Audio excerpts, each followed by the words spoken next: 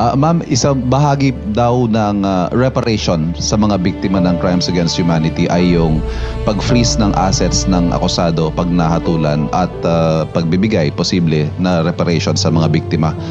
Sakali magkaroon po ng request for asset freeze, will the government comply with the ICC request?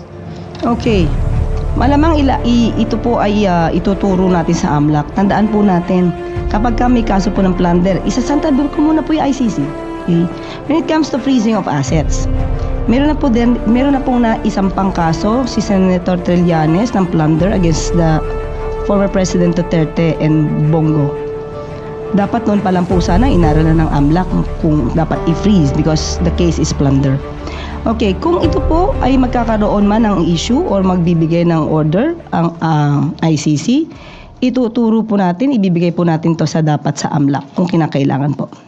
But doesn't this amount to cooperation with the ICC? Kaya nga po ibabato natin sa AMLAC. But AMLAC is under the Philippine government. Yes, but if there's a need for that, ang AMLAC walang sinisino. So kung kinakailangan po, para po mabigyan ng reparation damages kung sino man ang masasabing na biktima, din kailangan pong ibigay ang hustisya. And it doesn't matter if the request comes from the ICC whose jurisdiction we do not recognize? Yes, because dapat natin ibigay kung anong dapat na maibigay na hustisya.